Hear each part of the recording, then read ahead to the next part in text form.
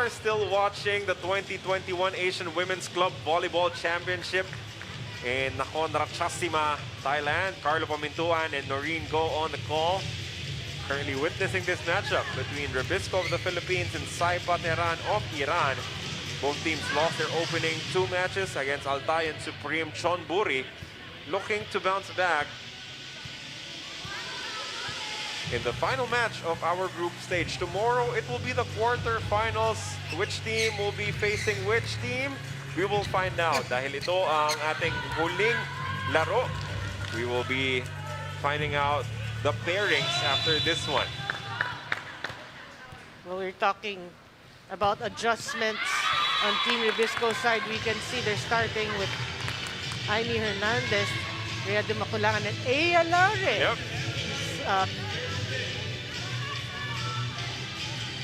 Yung memory mo sa mga sporting events, you know, if you're a competitor, it must be short. Kahit na anong sama nung third set, you must forget about it quickly. That's true. And learn. That's more important thing is you learn from every experience. So this fourth set needed to stay alive for Rebisco. Saipa gets their first point. Again, kanina pa natin sa Hague, yung first 6 ni Coach Jorge that featured Maranyo, Belen, Baron, Esperos, Manabat, and Cal. Balasan siya ng tao, starting with that third set. Kasi in the first 2, barely any differences. Yeah. Kung meron man, 1-2 puntos lang yung meron.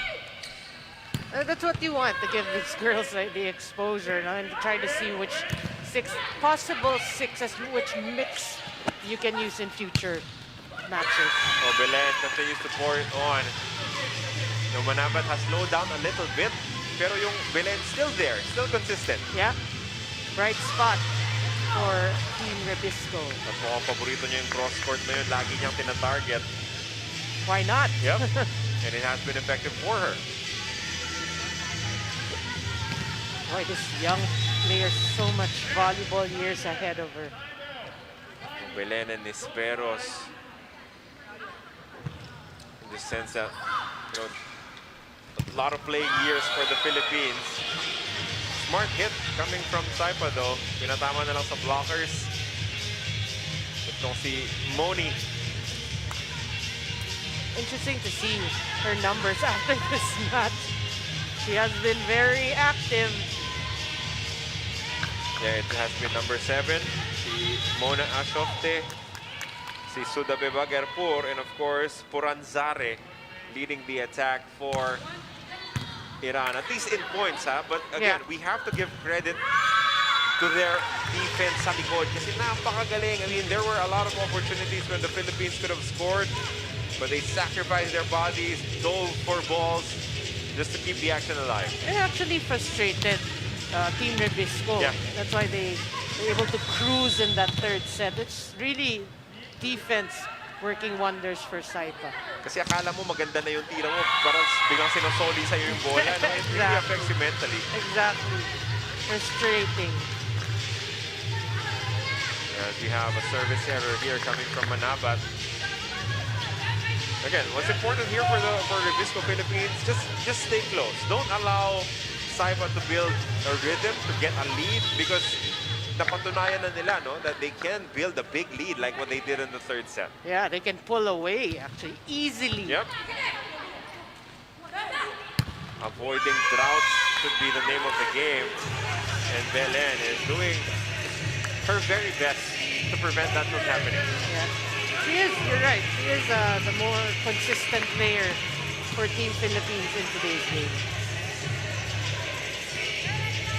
Kanina si Cal yung humahanap sa kanya. No, good to see her and her chemistry with the new setter. Yeah, well, that's Rhea de Maculangan.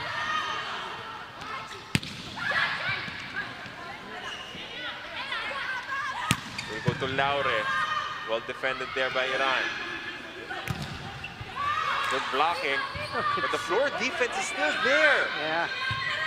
Chance ball para sa Rebisco Philippines. Oh, Laure slip.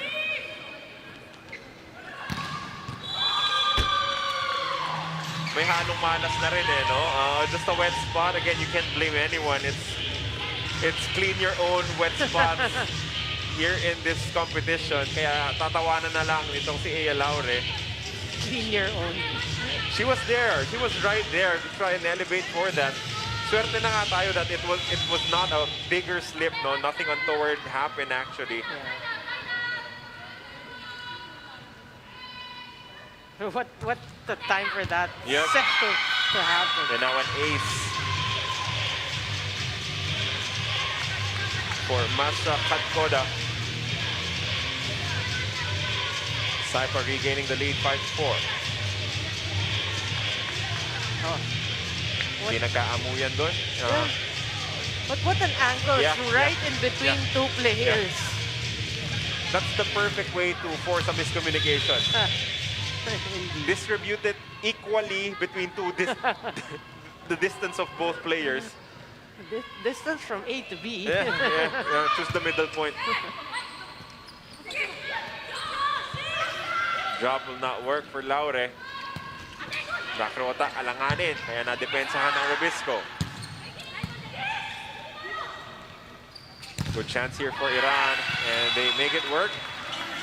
Our blocker is not as tall as normal. Hindi na Joy Baron at Manabat yung nandun sa harap.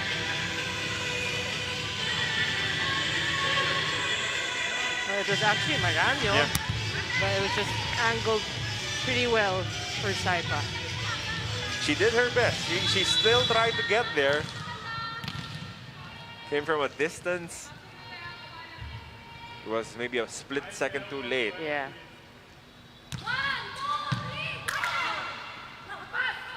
Back row, Manabat is sent back. Laure, dug up by the libero. Good chance here for Rebisco, down 6-4. Laure again, scored it. Great set there by Di Makulangan. Just one blocker and Laure gets the point for Philippines. And that is the key here. Kahit na maganda yung floor defense ng kalaban, huwag masisiraan ang loob. Just keep on trying. And keep fighting. Yep. Good to see that smile from Ea Laure. She deserves that. Yep. Oof. Service error. Cannot afford more of those. You know, looking back, it's a minor miracle that we survived 3 late in the second set to still win that arena. That's true. That was, we call it destiny. That's ours. But yeah, I mean, again, we have to mention the pressure of international competition is different. I mean, we've seen Abby Maranyo, and she does not commit a lot of service errors, but today so far, a couple. Service ace for Sudabe Bagelpur, a player who only scored 2 points in their last matchup, but is having for herself a game against the Philippines. Our first technical timeout, 8-5 is the advantage for Saipa.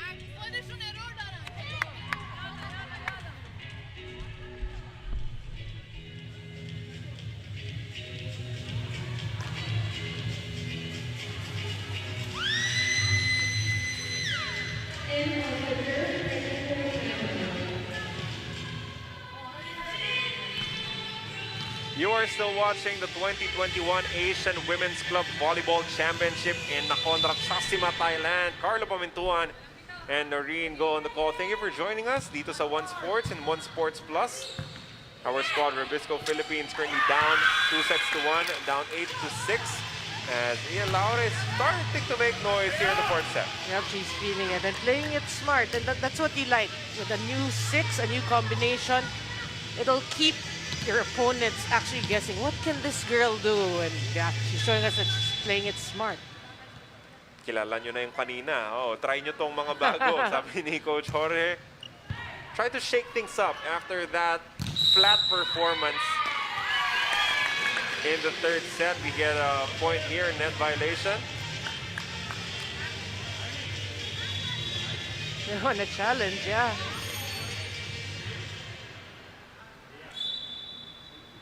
So the net fault was called.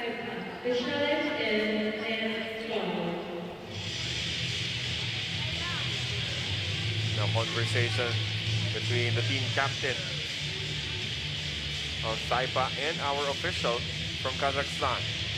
They were surprised with that call because it was they were attacking and they called a net fault. We'll see. They've had some success with their challenges. Isa lang yung hindi umubra kanina yung foot fault on the serve of Cal.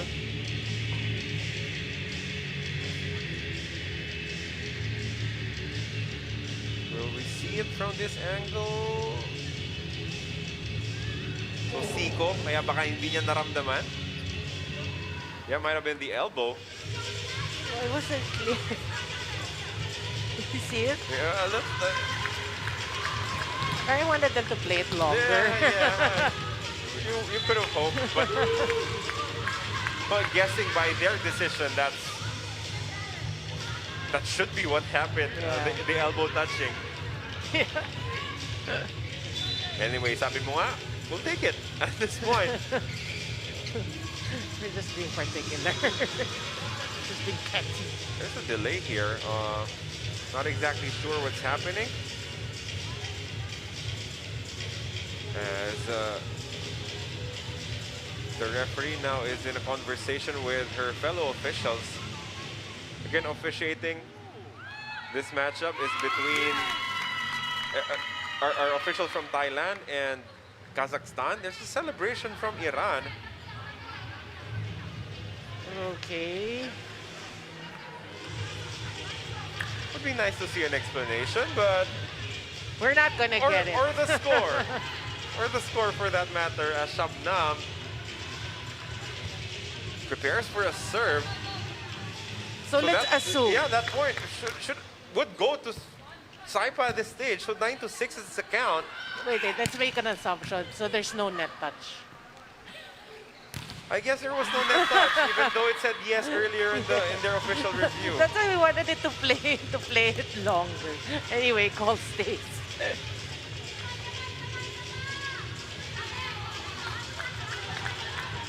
Wow, that's certainly a bummer if you're Rebisco, no? And pinaghirapan mo, thought that you had it. Now instead of pulling one back, you give two away. Yeah. That running hit, well defended. Another chance for Saipa to score.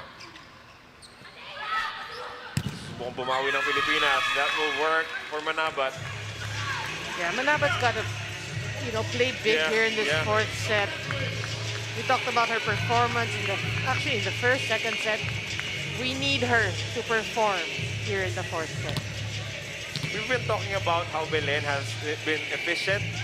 Yeah. But if you give her, more touches as compared to what she's getting, at some point, madedepensahan din yan ng Iran. That's true. That's true. And it gets predictable. Yeah. Lucky break there for the Philippines. Miss hit coming from Moni. Oh, that's a welcome opportunity for Team Rebisco. Again, it was about here at this stage where Saipa, Tehran really got themselves going. When they built a 6-point lead na naging 10, hindi na talaga nakalapit itong Rebisco. So we need to make sure that we stay within striking distance. Nabantayan yung drop ball. Again, great anticipation on the side of Saipa. We always say that coverage. Look at this, great block there, but yet Nerva was actually there. Just one more movement. One step away. Yeah. 11-8, a 3-point lead now for Iran. Better pass. Manabat, but this one sails out too strong from her. 12-8. Unti-unti na namang namamaga yung lamang itong Saipa. And the unforced errors actually hurting the Team Rebisco cause right now. Everything looks so good after the second set. But now Rebisco finding themselves on the back foot once again.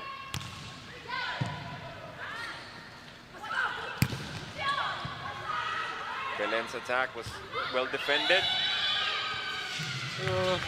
And the continues, the errors continue sa depensa nitong Rebisco Philippines as it will force a timeout coming from Coach Jorge.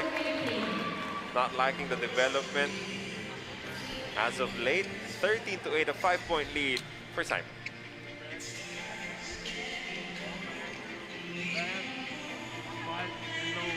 Okay, don't push down. Push and take yourself the ball. Okay.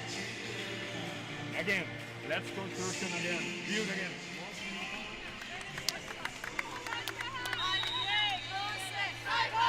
Now, Saipa knows na kaya nilang magtatag ng malaking lamang kontra sa Rebisco Philippines. They're attempting to do that right here, right now. Break this game wide open. Get some distance between you and your opponents. And cruise to a win. Yan naman ang susubukang pigilan ng ating kupunan, Rebisco Philippines. With Manabat, Laura, and Belen. I would say only source of points here in the fourth set. But yeah, what you want to see right now for Team Rebisco is that fight. Yeah. You know, the attitude, the change in attitude, really. And that could be a start. Because in the third set, we saw, you know, some nerves, a lot of players who look a little bit tentative on both ends. Yeah. Offensa or depensa, medyo may konting pagka-tentative yung ating mga manlalaro. That. There's no room for that. Yeah. And now this certainly could be something that they will start to feel good about. A service ace for Hernandez. We needed that, actually. Yeah, for sure. Look at that. Targeting the libero and scoring with an ace. Well, we're just down by 3 right now. Just string up a couple of more points and we're back in business. Hernandez, 10 serving 13.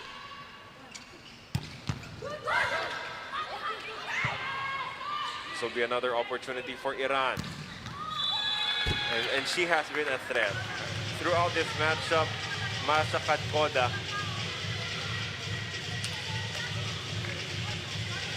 But the setter really disguises her sets, Yeah. no? She really changes it last minute. So talented. Kaya hirap din basahin ang depensa ng Pilipinas. We're still in this, 14-10. Just don't allow it to grow any bigger than 4 or 5 points. We don't want to see what happened in the third Oo, set, eh. obviously. Then when you lose your confidence, magtutuloy-tuloy. There's a risk na magtuloy-tuloy. Yeah.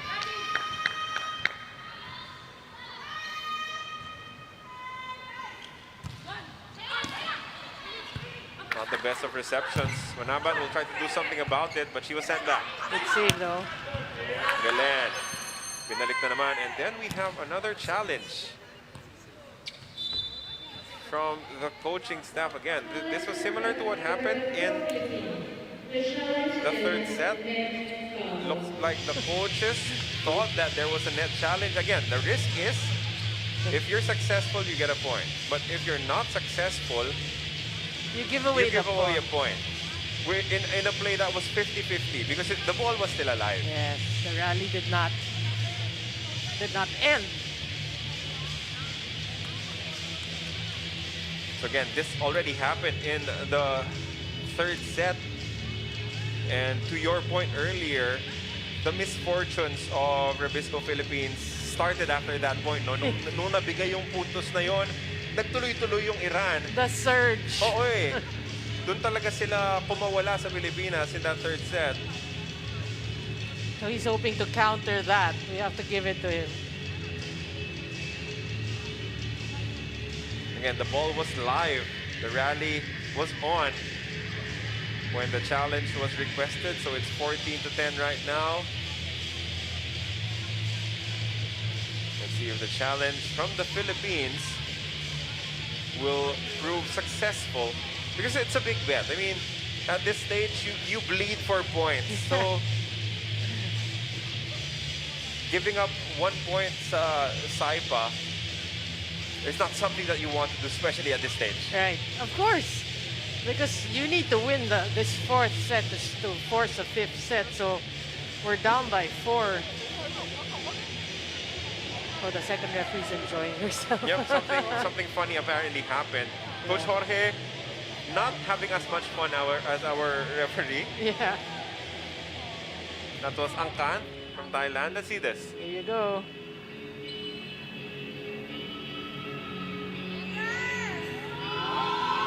Oh, there's none. That's a no. So for the second time in this matchup, the coaching staff of the Philippines bet that they would get a point, stop the rally, And they lost. for a challenge that they would end up losing. So the worst possible case now is that we will see set 3 all over again. After this, then the momentum swung completely in favor of Saipa. We're hoping that that will not be the case. Yeah. But this is now a must-score situation for Rebisco Philippines. Yeah, we want to mount a rally right now. Oh, the Saipa! Oh, good save. Saipa. As the rally will continue, outstanding effort coming from this squad. Still alive. Here from the back row. Easy over. Good chance here for the Philippines. Did not have the angle. Masyadong mababa yung set para kay Maraño. Check ball will score 16-10. As the issues are...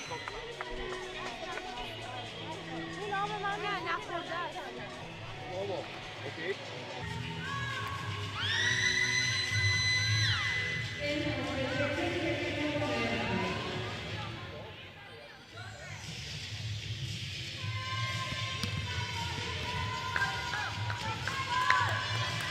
Rebisco of the Philippines. But now it is Saipa on the lead, 2-1. And they are ahead also here in set number 4, 16. Down 2 sets to 1 if we want to force a fifth set. Kim Kennedy in the matchup right now. As our coaching staff patuloy ang balasa to look for that good combination. Cal also back in the matchup, replacing Dimakulangan, who played a little bit in the third and a majority of this fourth so far. And the leading scorer, Moni of Saipa, continues to pour it on. Still adding to her scoring tally. What an angle there. First set was won by Saipa 26-24. Nakabawi yung Pilipinas 25-22 in the second. But then a dominant performance coming from Saipa 25-13 in the third.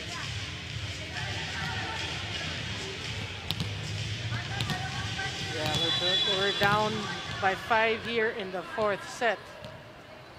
And the question is, when will the comeback happen?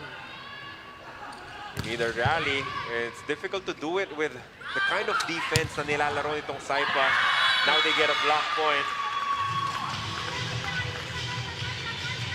Yeah, actually, defense, they stepped up a notch in defense. That's for sure. They cleaned things up, did not allow easy points, did not commit a lot of mistakes, and then were their usual dominant self in attacks. Well, I thought Coach Jorge was signaling to call a timeout. I think he wanted the angle. Parang pataas yung gusto niya na hit. That was the only other plausible explanation. That quick hit will not work for Maraño from the back row with blocking from the Philippines. Another good block. 18-12. Philippines in desperate need of a point at this stage. Back row. Still Good pick up alive. from Cal. Susubok si Laure. Again, the back row defense has been outstanding for Saipa. Easy over. Oh, even that scores! Yeah, the defense really is frustrating Team Rebisco. Kasi ang gaganda na ng blocks eh. Kaya hindi pa rin makapunto. So it adds to your frustrations that you can't seem to find a gap in the defense of Saipa. That's true. And again, you know, when they need to, they really work hard on defense. Talking about Saipa. 19-12 as things are slipping away for the Rebisco Philippines here in the fourth set. That is very much welcome for the Philippine squad. A service error coming from Saipa, one of their rare mistakes here in the third and fourth sets even. So we're hoping to take advantage of that free point given to us. But we need points in succession. Talking about Rebisco. Yeah, that's a violation. Tumama sa net. Pretty obvious.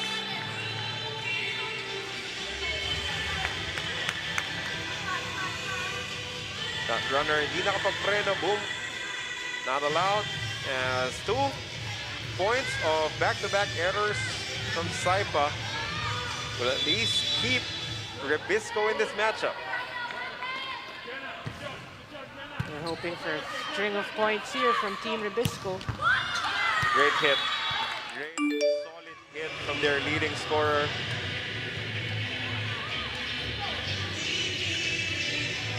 Got a running start. Down the line, did not have the angle.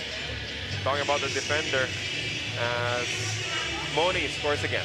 What a set again. I like looking at those slow-mos. You can see how the blockers really get fooled and are slow to react because of the way she set that ball.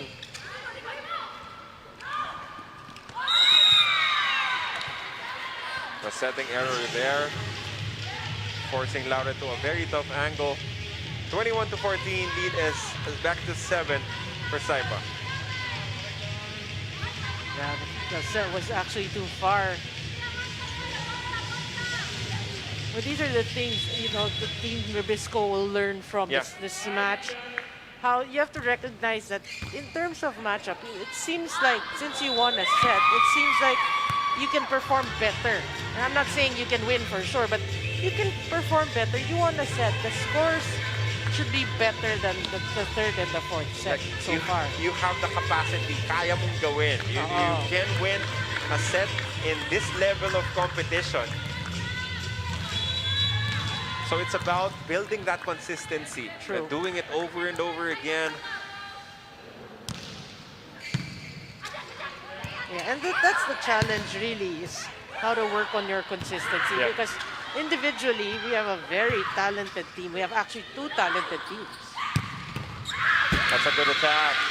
Ian Laure celebrating that one. That's a 22, so we can still come back from this. But it needs to be close to perfect from the Philippines for a shot at getting back in this matchup.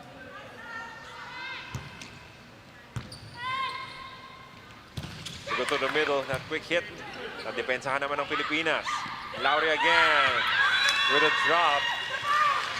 And that celebration there. 2 straight points.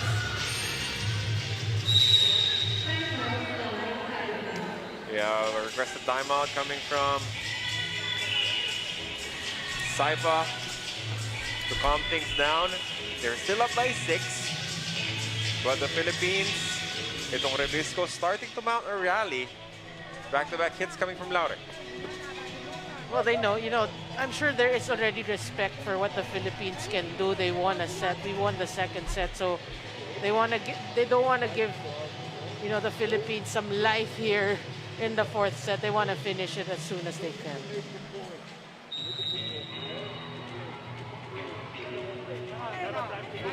Hearing some of the instructions coming from head coach, Brazilian head coach of Rebisco.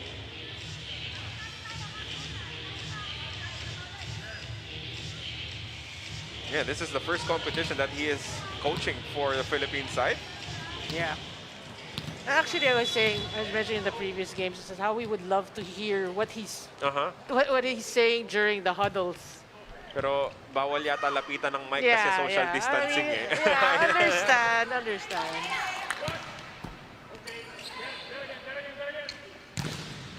Let's see what Saipa comes up with after that timeout. They go to the back row. That's a miss hit. So that's 3 straight points now for the Philippines. Yes, will it be enough? Did we do it too late or kaya pa ba talagang bumalik from that disadvantage? For the viewers, obviously, and the fans, hoping to say kaya. 22-17. It's starting to look like the Philippines has a capacity, has a capability to inch closer. Oh, but that quick attack just too good from the veteran. That was Zare scoring. Yeah. Again, using the speed to her advantage. Killing any hopes of Team Rebisco. Bilis. Yeah, right. That's quick for you. Quick. Spring on the step for Puran Zare. That drop, nabantayan na. But this will be a chance ball for Rebisco. Laure sent back. Amazing blocking coming from Saipa. Again, they're doing it in defense as well. And that has been the biggest difference in the story in this match. Leia Laure tried to go through, but she was thwarted.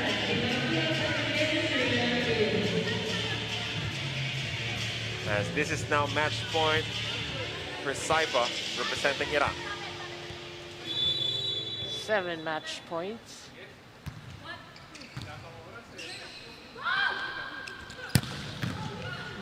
Good dig.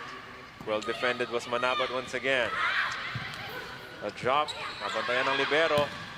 So the rally will continue. Go back to Moni. The backward defense there for the Philippines. Manabat, blocked. Good cover though. Moni again. And she puts the game away. That's Moni, the leading scorer of Saipa Iran, making sure that they will pick up this win. They were challenged in the second set, but they overcame it. Won the third, won the fourth, as they pick up their first win of the 2021 Asian Club Championships here in Thailand. Well, nothing to be ashamed of. Again, when we talk about club teams, you mentioned earlier, they've been playing together for quite some time. They're used to each other.